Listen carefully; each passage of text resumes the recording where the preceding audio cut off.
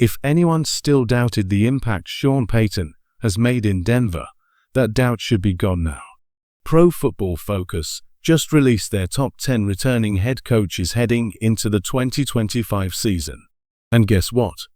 Sean Payton is ranked second, right behind Andy Reid. Yeah, let that sink in. This isn't some fluke or fan bias. It's recognition earned. And while some around the league might scoff at it, especially those outside Broncos country, it's time they start paying attention. Because Sean Payton deserves that respect. Puff didn't sugarcoat it either. They said it outright. Payton inherited an absolute disaster in 2023. The Broncos were broken. Russell Wilson was visibly unhappy. The team started 1-5. And yet, Payton didn't fold. He rebuilt. He stabilized. He led a turnaround.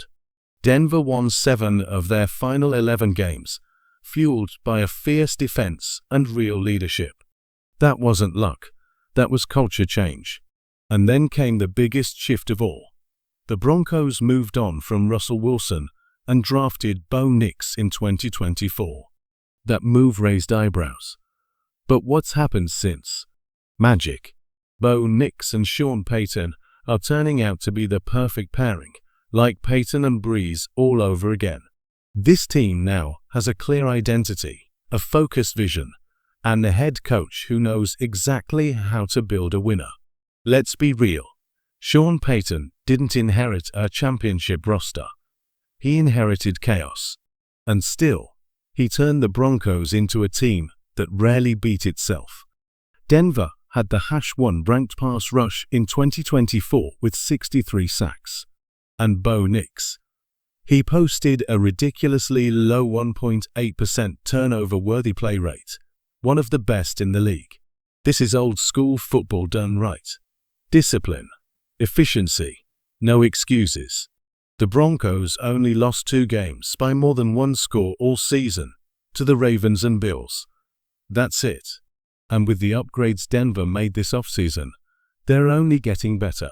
So, for anyone questioning why Sean Payton is ranked this high, you're not watching close enough. This isn't about flashy headlines or big names. This is about what truly matters. Winning football the right way. This team is for real. This coach is elite. And the rest of the NFL better be ready. That stat isn't just a number. It's proof that the Denver Broncos are finally doing things the right way. And that's because of Sean Payton.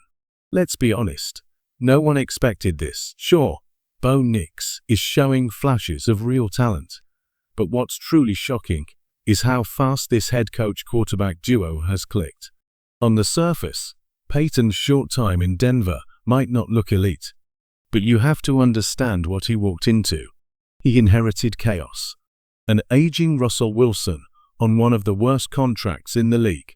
A defense that was, flat out, a disaster.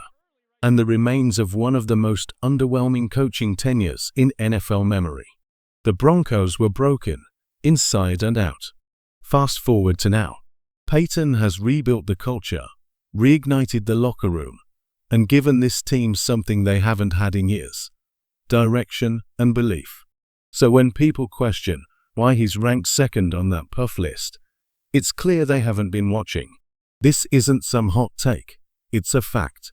Sean Payton deserves that ranking because no other coach inherited a bigger mess and built something this promising in such a short time. Now sure, you'll hear the critics. He's only been to the playoffs once as Denver's coach, but context matters. This isn't a he walked into a perfect situation story. This is a from the bottom, now we're here story. Compare that to someone like Sean McVay. Yes, he's won a Super Bowl, but he's had Matthew Stafford. The Rams have had stability. Harbaugh always flames out in the postseason. Mike Tomlin? Respect to him. But without Big Ben, Pittsburgh hasn't looked the same. None of them have had to face what Payton did in Denver.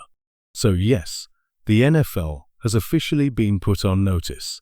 And yes, Sean Payton absolutely deserves to be ranked number 2.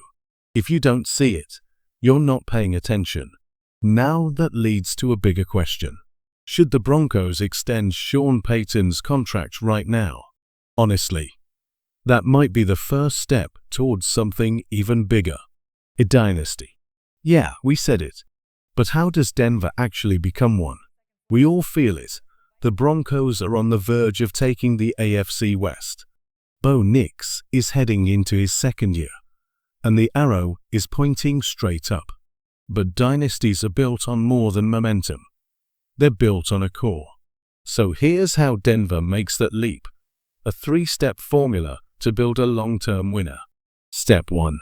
Prioritize the mile-high core. This core includes 6 cornerstone players. These are the guys you don't let walk. You pay them. You build around them. They're elite, and they represent the identity of your team. When you talk about building a championship team, you start with your foundation. And in Denver, that foundation is crystal clear.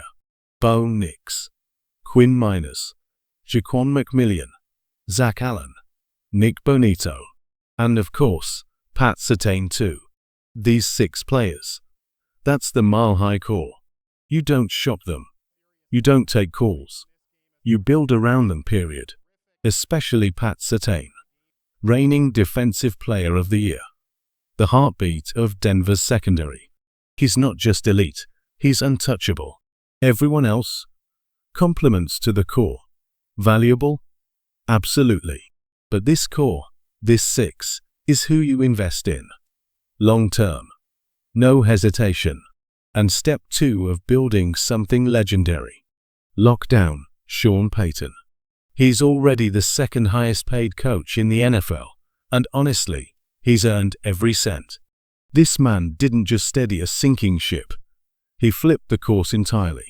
He turned a team in disarray into a team that's now being mentioned in Super Bowl conversations. Ask yourself, how many truly elite coaches are even in the NFL? The list is short. Most fall somewhere in the middle. Decent, forgettable, replaceable. But not Payton. Not here. He's done what few can. He did it in New Orleans.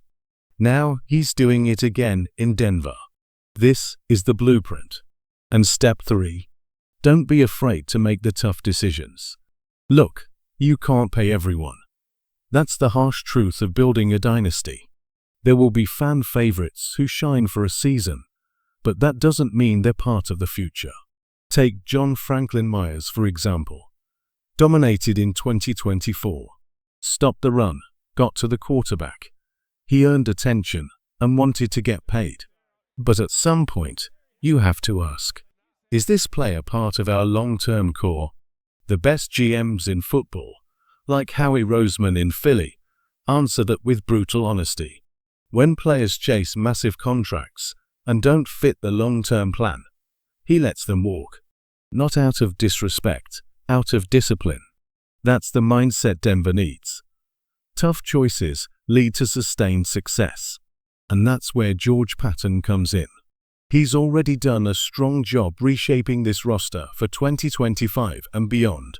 But the next few years, that's when we find out if he's truly the right man to carry this team into dynasty territory. So here's the final question, and I want to hear from you. On a scale of 1 to 10, how confident are you in George Paton to lead this team into the future? Think about the moves, the vision, and the patience it takes. Is he the one?